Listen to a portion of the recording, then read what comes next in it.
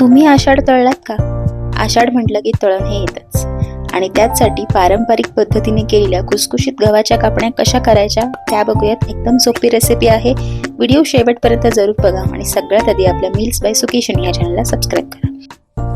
तर सगळ्यात आधी आपण गुळाचं पाणी करून घेऊयात। एका भांड्यामध्ये मी 1 कप पाणी घेतलंय आणि 1 कप गुळ चिरून घेतलाय, म्हणजे जेवढं पाणी तेवढंच गुळ घेतलाय आणि गुळ हा विरघळून घ्यायचा पाण्यात। गरज वाटत असेल तर थोडंसं हे कोमट किंवा गरम करू शकता, गॅसवर भांडं ठेवू शकता।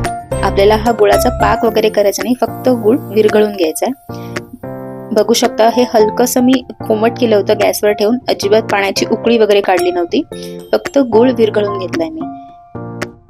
हे पाणी हलकं कोमट आहे, पूर्ण गार करून घ्यायचं आहे आणि गार झाल्यानंतरच हे आपण कापण्या करण्यासाठी वापरणार आहोत। हे पाणी आता बाजूला ठेवून देऊयात। नेक्स्ट स्टेप, इथे मी 2.5 कप गव्हाचं पीठ घेतलंय। पीठ ऑलरेडी मी चाळून वगैरे ठेवलं होतं, तसंच मी 2.5 कप मोजून घेतलंय आणि त्यामध्ये अर्धा कप बेसन, म्हणजे टोटल आपल्या इथे 3 कप पीठ झालंय। 2.5 कप गव्हाचं पीठ आणि अर्धा कप बेसन। यामध्ये चवीप्रमाणे मीठ घालायचंय। इथे मी अर्धा चमचा मीठ वापरलंय, अर्धा चमचा बडीशेप वापरायची आणि अर्धा चमचा सुंठ पावडर। जर तुम्हाला बडीशेप जर 1 चमचा घ्यायची असेल ना तरीही घेऊ शकता, मी इथे अर्धा चमचा वापरते आहे। आणि हे सगळं पीठ आपण आधी हाताने मिक्स करून घेऊयात।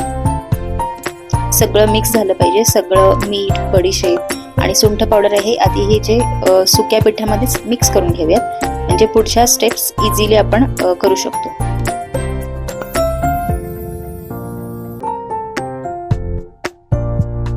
पीठ आता चांगली मिसळून झालेली आहेत। आता याला कडकडीत तेलाचं मोहन द्यायचंय।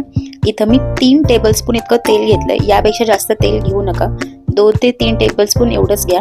आणि हे कडकडीत तापलेलं तेल हळूच या पिठांवरती घालायचंय आणि चमच्याने हे सगळं तेल या पिठांना लावून घ्यायचंय। आता तेल एकदम गरम आहे, त्यामुळे सुरुवातीला मी चमच्याचा वापर करते आणि थोडंसं तेल थंड झालं की हातानेच हे सगळं पीठ मी चोळून घेणार आहे।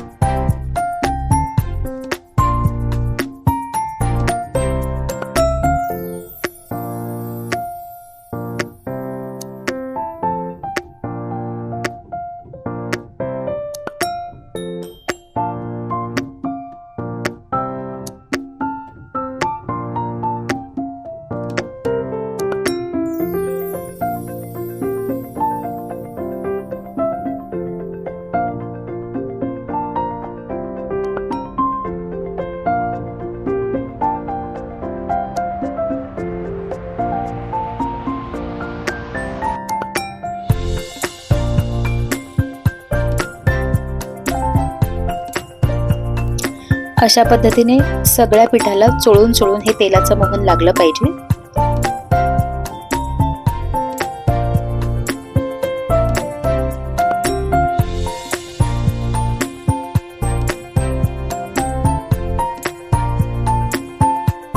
आता सगळ्या पिठाला तेल लागलंय की नाही ते चेक कसं करायचं, थोडंसं पीठ हातात घेऊन असं आवळलं की अशी मूग तयार होते, याचाच अर्थ आपलं जे पीठ आहे ते रेडी आहे आणि सगळ्या पिठाला व्यवस्थित तेल हे लागलं आहे।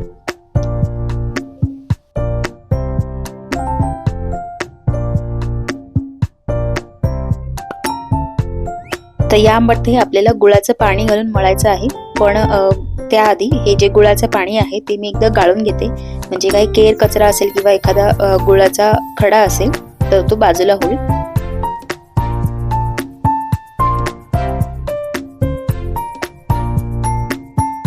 आता हे गुळाचं पाणी थोडं थोडं करून हे पीठ आपल्याला मळायचं आहे, एकदम सगळं पाणी घालू नका। हे परफेक्ट प्रमाण आहे पाण्याचं, पण तरीही घालताना एकदम सुरुवातीला सगळंच पाणी घालू नका, थोडं थोडं घालून पीठ हे मळून घ्यायचं आहे।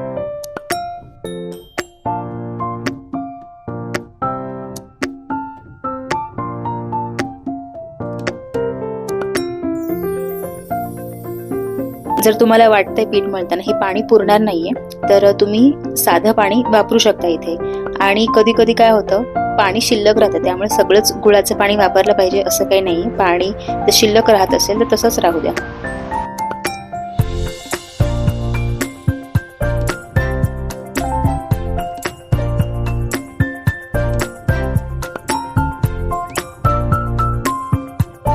आता यामध्ये जायफळ थोडंसं किसून घेऊयात। जायफळ सुरुवातीला जेव्हा आपण पिठं घेतो ना तेव्हा किसून घेतलं तरीही चालेल.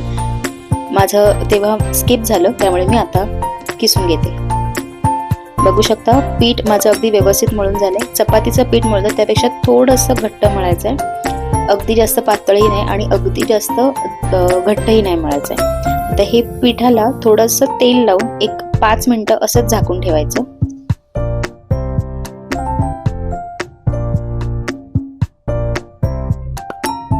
5च मिनिटं हे झाकून ठेवलंय, त्यापेक्षा जास्त हे ठेवू नका.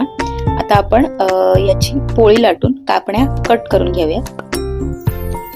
चपातीचा जसा गोळा घेतो त्यापेक्षा थोडासा मोठा गोळा घेतलाय आणि लाटताना याची थिकनेस कशी ठेवायची हे मी तुम्हाला पुढे दाखवेनच, पण शक्य असेल तेव्हा आताच हा थोडासा गोळा हाताने मी दाखवते त्या पद्धतीने स्प्रेड करून घ्यायचा. त्याच्या ज्या कडा असतील त्या हाताने दाबून घ्यायचा प्रयत्न करायचा. आणि आपली जशी भाकरी असते ना, भाकरीची कशी थिकनेस असते त्या थिकनेसमध्येच ही पोळी अशी लाटून घ्यायची.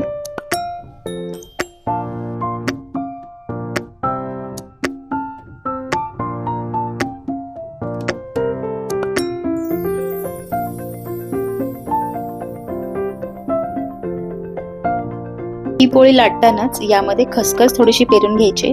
लाटता लाटताच पेरून घ्यायची, म्हणजे काय होईल, तळताना खसखसी सुटणार नाही. जर तुम्हाला खसखस वापरायची नसतील ना, तीळ वापरले तरीही चालते. असं लाटताना खसखस पेरल्यामुळे ना ते व्यवस्थित पोळीमध्ये स्टिक होतात, सुटत नाहीत ते. जेव्हा आपण कापण्या कापतो किंवा त्या तेलात सोडतो तेव्हा ते तसेच चिटकून राहतात.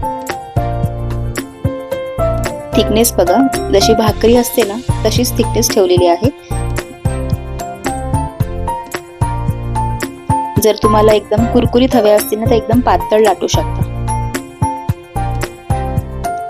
आता या कट करून घेऊयात. तुम्हाला हव्या त्या शेपमध्ये कट करू शकता, पण मी कापण्या जशा असतात म्हणजे काजू कतलीचा जसा शेप असतो ना त्याच शेपमध्ये कापण्या या कट करून घेते.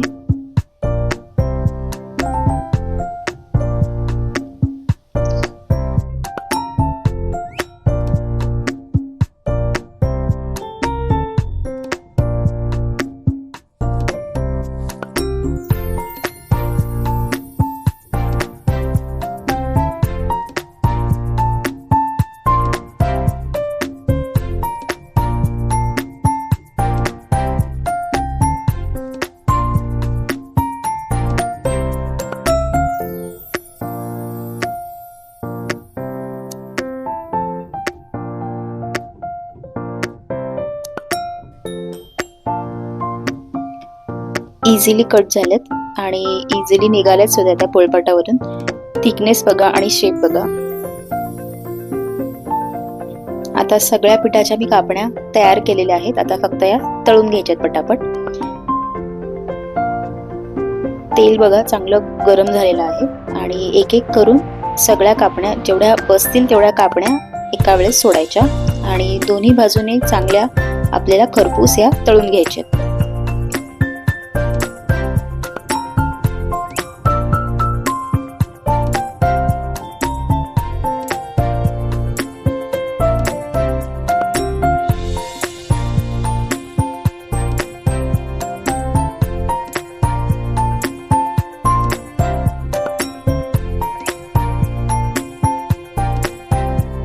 कापण्या टाकल्यावरती चमच्याने अशा हलवून घ्यायच्या. आता आपण खसखस ही लाटतानाच पेरली होती त्यामुळे ते कापण्यांमध्ये व्यवस्थित चिकटले आहे. अजिबात तेलात ती खसखस सुटलेली नाहीये. कापण्या बघा तेलात अगदी व्यवस्थित फुगलेत आणि एकदम खुसखुशीत झालेले आहेत. हे बघा स्लाइटली गोल्डन ब्राऊन रंग आलेला आहे. आता या स्टेजला कापण्या काढून घ्यायच्या. यापेक्षा जास्त डार्क रंगावर तेलात ठेवू नका, नाही तर त्या जळून जातील, कारण तेलातून बाहेर काढल्यावर सुद्धा त्यांची तळण्याची प्रोसेस ही चालू असते. तर अशा प्रकारे पारंपरिक पद्धतीने केलेल्या आषाढ स्पेशल खुसखुशीत गव्हाच्या कापण्या तयार आहेत. तुम्ही सुद्धा या आषाढ महिन्यात जरूर करून बघा आणि कशा होतात हे कमेंट बॉक्समध्ये मला नक्की कळवा. रेसिपी आवडली असेल तर मील्स बाय सुकेशिनी या चॅनलला सबस्क्राईब करा, व्हिडिओजना लाईक करा आणि जास्तीत जास्त शेअर करा. पुन्हा भेटूया अशाच एका रेसिपी सोबत. Thank you so much for watching.